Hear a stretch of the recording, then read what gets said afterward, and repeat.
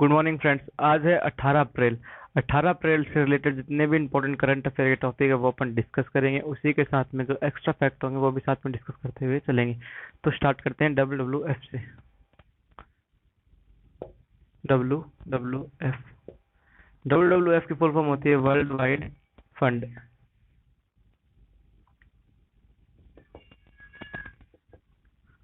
World wide fund इनका एक कार्यक्रम होता है। WWF का एक कार्यक्रम होता है, वो है पर्यावरण शिक्षा कार्यक्रम। इनका एक कार्यक्रम होता है पर्यावरण पर्यावरण शिक्षा कार्यक्रम। पर्यावरण शिक्षा कार्यक्रम का ब्रांड एम्बेसडर ये WWF के द्वारा एक कार्यक्रम ऑर्गेनाइज करवाया जाता है, किया जाता है, वो है पर्यावरण शिक्षा कार्यक्रम। इसके ब्रांड एम्बेसडर जो हैं वो नियुक्ति हुई है। इनके ब्रांड एम्बेसडर की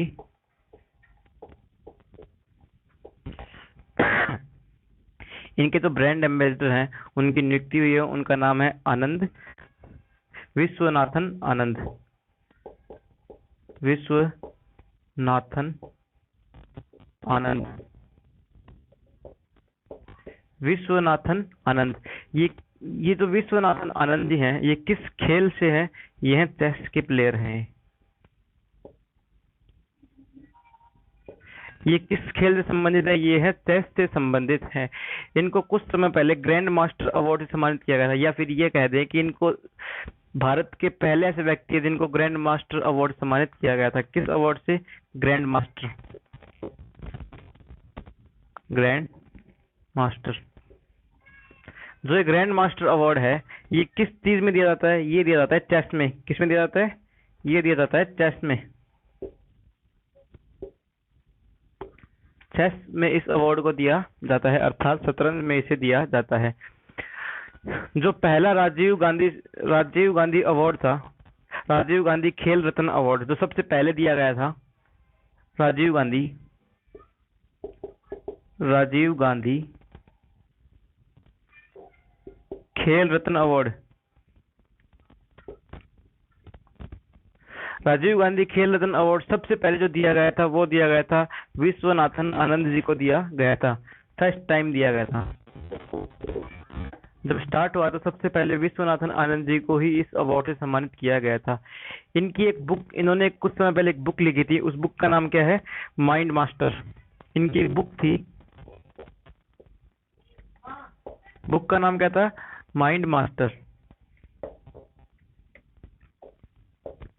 माइंड मास्टर बुक किसके द्वारा लिखी गई थी? विश्वनाथन आनंद जी के द्वारा इस बुक को लिखा गया था। ठीक है, ये हो गया इनके बारे में पूरी कंप्लीट। अब जान लेते हैं WWF के बारे में, वर्ल्ड वाइड फंड के बारे में जान लेते हैं। इसकी स्थापना हुई थी 29 अप्रैल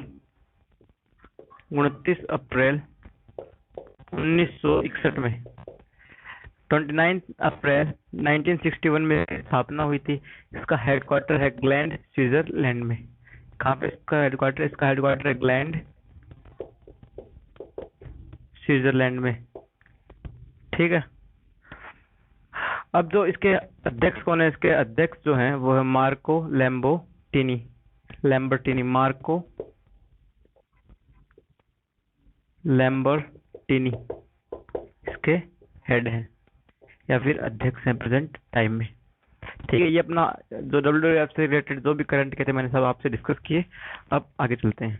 ठीक है, आगे चलते चलते देख लेते हैं अन्य जो ब्रांड एम्बेसडर हैं वो हम देख लेते हैं एक बार। जो एग्जाम में अभी नियुक्ति हुई 2020 में जो अभी नियुक्ति हुई है, तो एग्जाम में पूछ सकते हैं अन्य ब्रांड एम्बेसडर।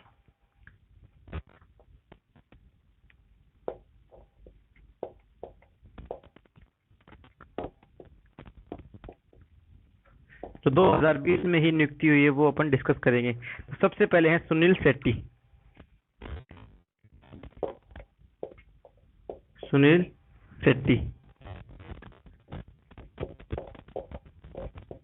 सुनील शेट्टी जी को नाडा का ब्रांड एम्बेसडर नियुक्त किया गया। नाडा का ब्रांड एम्बेसडर नियुक्त किया गया है। नाडा किस चीज से है? नाडा डोपिंग एजेंसी है। किसकी? नेशनल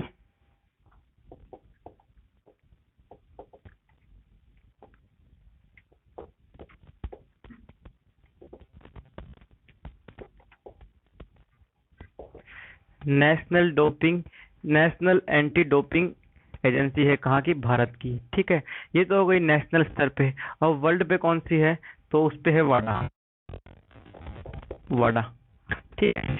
वाडा कहाँ के? World anti doping agency. ठीक है, वाडा की फुल फॉर्म जो है वो है वर्ल्ड एंटी डोपिंग एजेंसी। ठीक है, जो नाडा है इसका हेडक्वार्टर है न्यू दिल्ली में।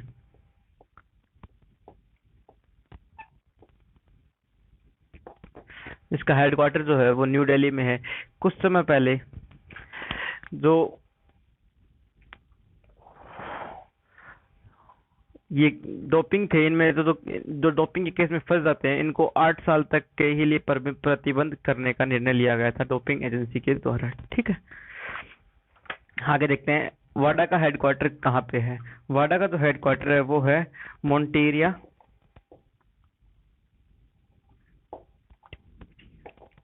मॉन्ट्रियल, कनाडा में। मॉन्ट्रियल कनाडा में वाडा का हेडक्वार्टर है। ठीक है, आगे चलते हैं। करीना कपूर, करीना कपूर, करीना कपूर जो है वो पूमा की ब्रांड एम्बेसडर है। किसकी ब्रांड एम्बेसडर है? ये है पूमा की ब्रांड एम्बेसडर है। ठीक है, आगे देखते हैं। आगे अमिताभ बच्चन,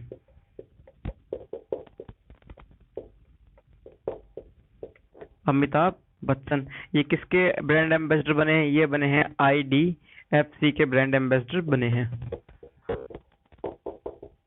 ये सारे ब्रांड एम्बेसडर 2020 में नियुक्त हुए हैं। ठीक है, आई IDFC के ब्रांड, IDFC क्या है? ये एक बैंक है, इसके ब्रांड एम्बेसडर नियुक्त हुए हैं। और ये IDFC के पहले ब्रांड एम्बेसडर बने हैं। अभी तक इससे पहले कोई इनके ब्रांड एम्बेसडर नहीं थे IDFC के। ये अमिताभ बच्चन पहले ब्रांड एम्बेसडर बने हैं। आगे चलते हैं।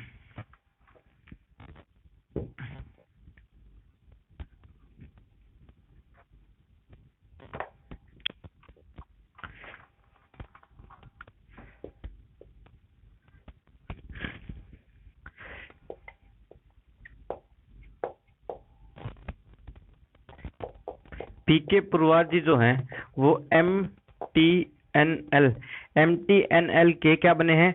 अतिरिक्त प्रभारी बने हैं। MTNL के अतिरिक्त प्रभारी बने हैं। ठीक है, क्या बने हैं? अतिरिक्त प्रभारी। ये अतिरिक्त प्रभारी क्या होता है? ये अतिरिक्त प्रभारी वह होता है जो एक एजेंसी से जुड़ा होता है, उसके साथ साथ दूसरी एजेंसी को भी हैंडल करता है। ठीक है, एक काम करते करते दूसरे काम को भी करता है, दो चीजों को एक साथ लेकर चलता है, वो होता है अतिरिक्त प्रभारी। एक काम के साथ दूसरे को भी करना। तो जो पीके प्रभार जी हैं वो MTNL के अतिरिक्त प्रभारी के लिए नियुक्त हुए हैं। ये लगातार तीसरी बार नियुक्त हुए हैं। पिछले 6 साल से 3 बार नियुक्त हो चुके हैं MTNL में। ठीक है, अतिरिक्त प्रभारी की पोस्ट के लिए। ठीक है, अब ये जो MTNL है ना, इसकी स्थापना कब हुई थी? MTNL की स्थापना कब हुई थी? इसकी स्थापना हुई थी 1 अप्रैल 1986 में। 1 अप्रैल 1986 में इसकी स्थापना हुई थी। MTNL जो है इसकी फुल फॉर्म का क्या है? महानगर, इसकी फुल फॉर्म क्या है? महानगर टेलीकॉम, महानगर टेलीफोन निगम लिमिटेड। महानगर टेलीफोन निगम लिमिटेड ये किसकी है? ये है MTNL की फुल फॉर्म। ठीक है, ये 1 अप्रैल 1986 में इसकी स्थापना हुई थी। इसका हेडक्वार्टर जो है वो कहाँ पे है? न्यू दिल्ली में। कहाँ पे है? इसका हेडक्वार्टर है न्यू दिल्ली में। आगे चलते हैं। अब मैंने आपको बताया कि ये अतिरिक्त प्रभारी दो चीजों को एक साथ लेकर चलाते हैं। तो ये और किसको चलाते हैं? ये चलाते हैं BSNL को। किसे चलाते हैं? BSNL के प्रभारी भी हैं, ये BSNL के प्रमुख हैं। BSNL के प्रमुख हैं। BSNL की फुल फॉर्म क्या होती है? BSNL की फुल फॉर्म होती है भारत संचार निगम लिमिटेड। BSNL की फुल फॉर्म क्या होती है? भारत संचार निगम लिमिटेड। भारत संचार निगम लिमिटेड, इसकी फुल फॉर्म होती है, इसकी स्थापना हुई थी 1 सितंबर 2000 में। 1 सितंबर 2000 में इसकी स्थापना हुई थी। ठीक है, आगे चलते हैं।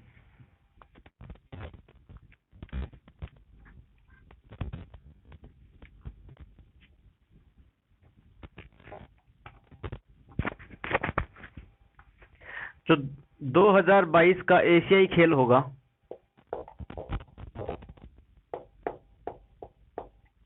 तो 2022 का एशियाई पैरो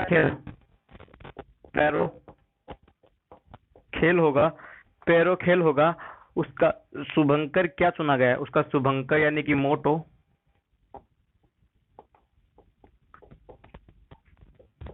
शुभंकर या फिर मोटो क्या चुना गया है? ये चुना गया है Fei Fei Fei Fei Fei Fei जो है ये एक बर्ड है। क्या है? एक बर्ड है। ठीक है, बर्ड के नाम पे 2022 का एशियाई खेल का शुभंकर चुना गया है। किसे? Fei Fei. ठीक है,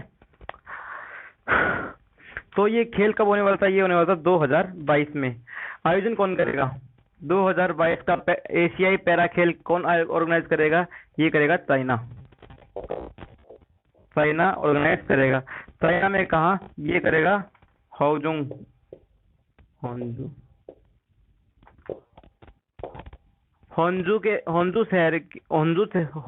शहर में हो इसका आयोजन होगा, जो कहाँ पे है? चाइना में है। ठीक है, अब एशियाई खेल के बारे में थोड़ी चीजें जान लेते हैं। ये हर 4 साल में होता है। 4 साल में एक बार होता है। ठीक है, 4 साल में ये एक बार होता है।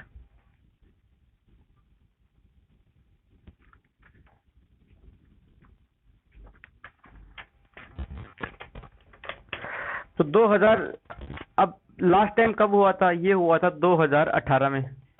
ठीक है, 2018 में हुआ था, जिसको ऑर्गेनाइज किसके द्वारा किया गया था? किस देश के ये करवाया गया था? जकार्ता और पोलनबर्ग के द्वारा। पोलनबर्ग के द्वारा इसे ऑर्गेनाइज करवाया गया था। ये दो देशों के, जकार्ता और पोलनबर्ग, 2 देश मिलकर इस गेम का ऑर्गेनाइज किया गया था या फिर होस्ट किया गया था। ठीक है, अब अन्य खेलों के बारे में जान लेते हैं एक बार, कब कब होंगे वो एक बार देख लेते हैं। सॉरी, उनके अन्य जो खेल हैं उनके शुभंकर देख लेते हैं। Tokyo Olympics,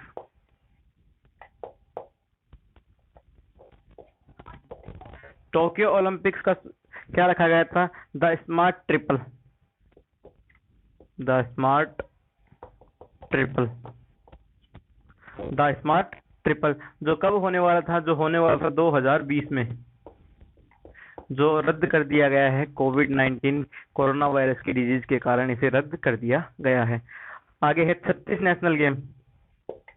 36 national game, 36 national game ये किसका? ये इंडिया का है। जो कहाँ होने वाला था? ये होने वाला था गोवा में। कहाँ होने वाला था? गोवा में। इसका मोटो क्या था? इसका मोटो था रूबी गुल।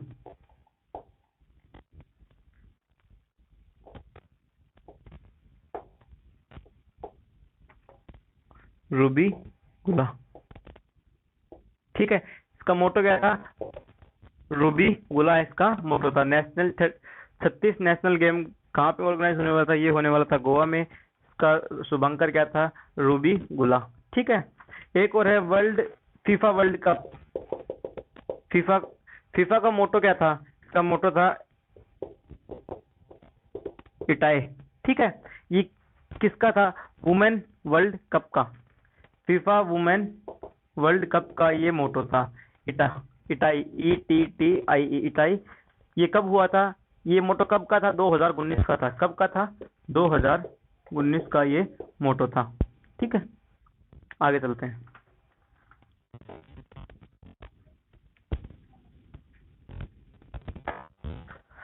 आगे जो है एक वेबसाइट लॉन्च की गई है।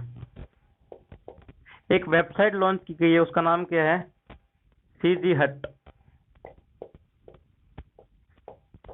ये क्या है? एक वेबसाइट है। किस चीज की? ये ऑनलाइन वेबसाइट है होम डिलीवरी। होम डिलीवरी में क्या क्या होम डिलीवरी करेंगे? ये सिर्फ दो चीजें करेंगे, फल और फ्रूट, फ्रूट्स और वेजिटेबल, फल और सब्जियां ही ये होम डिलीवरी करेंगे। ठीक है, ये किसके द्वारा स्टार्ट किया गया है? ये स्टार्ट किया गया है छत्तीसगढ़ के द्वारा। कौन, किसने सीधी हट किसके द्वारा स्टार्ट की गई है? ये छत्तीसगढ़ के द्वारा, छत्तीसगढ़ के द्वारा ये स्टार्ट की गई है। ठीक है, अब ये किसने स्टार्ट की है? छत्तीसगढ़ में किसने स्टार्ट की है? ये की गई है भूपेश बघेल के द्वारा। किसने इस एप्लीकेशन, किसने इस वेबसाइट को स्टार्ट करने के लिए स्टार्ट की है? ये किसके द्वारा की गई है? ये की गई है भूपेश बघेल के द्वारा। भूपेश बघेल जी के द्वारा ये स्टार्ट की गई है, जो छत्तीसगढ़ के सीएम है। कौन है? चीफ मिनिस्टर है, सीएम है। किसके? छत्तीसगढ़ के सीएम कौन है? भूपेश बघेल छत्तीसगढ़ के सीएम है, जिनके द्वारा ये स्टार्ट की गई है। ठीक है, अब छत्तीसगढ़ की राजधानी क्या है? रायपुर।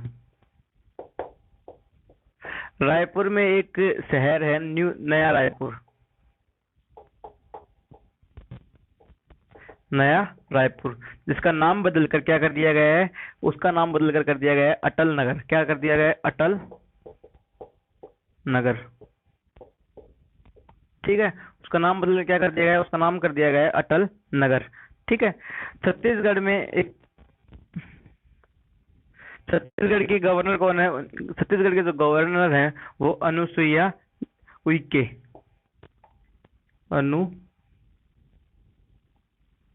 अनुसुईया उइके यहाँ के गवर्नर हैं। अनुसुईया उइके यहाँ के गवर्नर हैं और भूपेश बघेल यहाँ के सीएम है। यहाँ की राजधानी है रायपुर। रायपुर में एक शहर है नया रायपुर, उसका जिसका नाम बदलकर कर दिया गया है अटल नगर। ठीक है, अब इन जो एग्जाम में पूछे जाते हैं वो पूछे जाते हैं नेशनल पार्क। नेशनल पार्क, चलो वो देख लेते हैं एक बार। यहाँ पे कौन कौन से नेशनल पार्क है?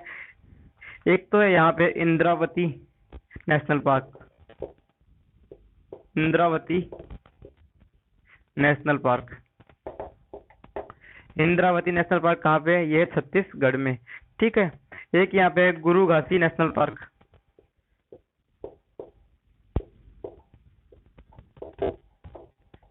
गुरु घासी नेशनल पार्क। ठीक है, और यहाँ पे कौन सा है?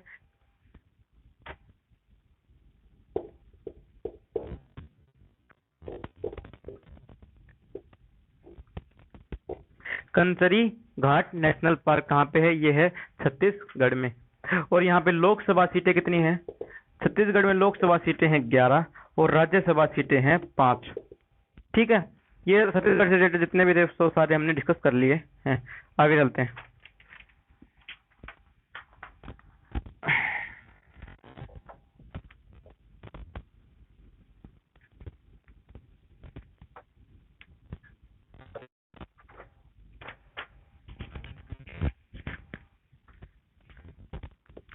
अगला जो है वो है पूसा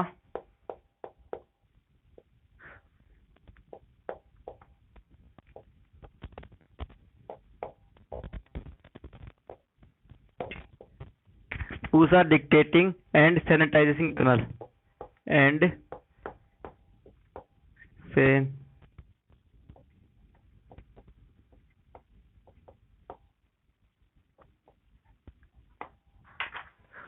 पूजा डिक्टेटिंग एंड सैनिटाइजिंग टनल, ये कहाँ पे स्टार्ट किया गया है? ये स्टार्ट कहाँ पे किया गया है? ये किया गया है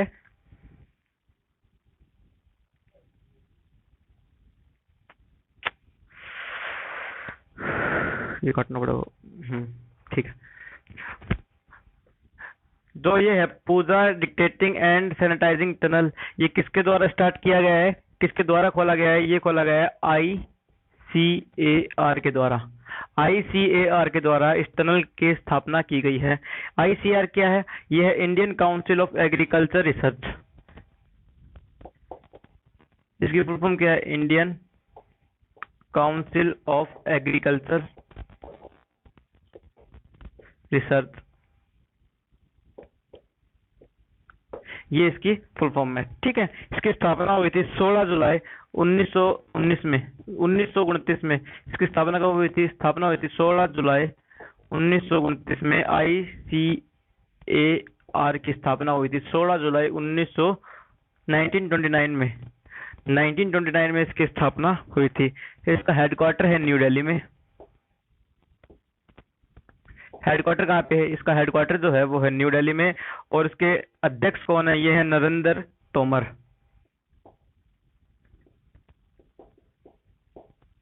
नरेंद्र तोमर कौन है? इसके अध्यक्ष हैं, जो कौन है? कृषि मंत्री हैं। कौन है? एग्रीकल्चर मिनिस्टर, कृषि मंत्री हैं। नरेंद्र तोमर कौन है? कृषि मंत्री हैं। ठीक है, ये तो हो गया, ये ICAR के द्वारा ये खोला गया था। अब जो इसका रिबन काटा गया था वो किसके द्वारा काटा गया था, या फिर शुभांकर किसके द्वारा किया गया था? ये किया गया था उद्घाटन,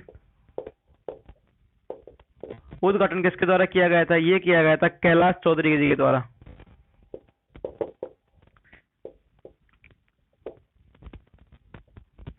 कैलाश चौधरी जी के द्वारा इसका रिबन उद्घाटन किया गया था। कैलाश चौधरी जी कौन है? वो है केंद्र कृषि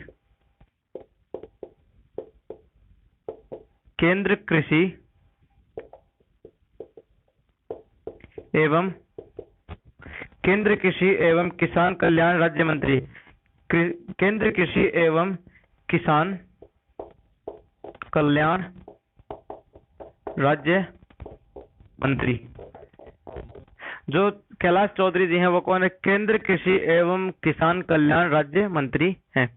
ठीक है, इसमें होगा क्या? जो टनल बनाया गया है ये कार्य करेगा 20 सेकंड पे, 20 सेकंड तक कार्य करेगा। जिसमें होगा क्या? फॉग जो होगी, वो धुआं जो होगी, जो फॉग होगी वो अंदर आएगी, और जो पैरों में जो पानी आएगा, पैर साफ, हाथ साफ, फॉग के थ्रू सब कुछ साफ। ठीक है, तो ये टनल इसकी स्थापना हुई है। और आज की क्लास जो है करंट अफेयर की यही समाप्त होती है। अगर आपको वीडियो अच्छी लगी हो तो लाइक करें, शेयर करें, सब्सक्राइब करें। और जो वीडियो पसंद नहीं आए तो मुझे कमेंट करके जरूर बताएं कि सर ये वाली वीडियो पसंद नहीं आई, क्यों नहीं आई, वो रीजन जरूर बताएं।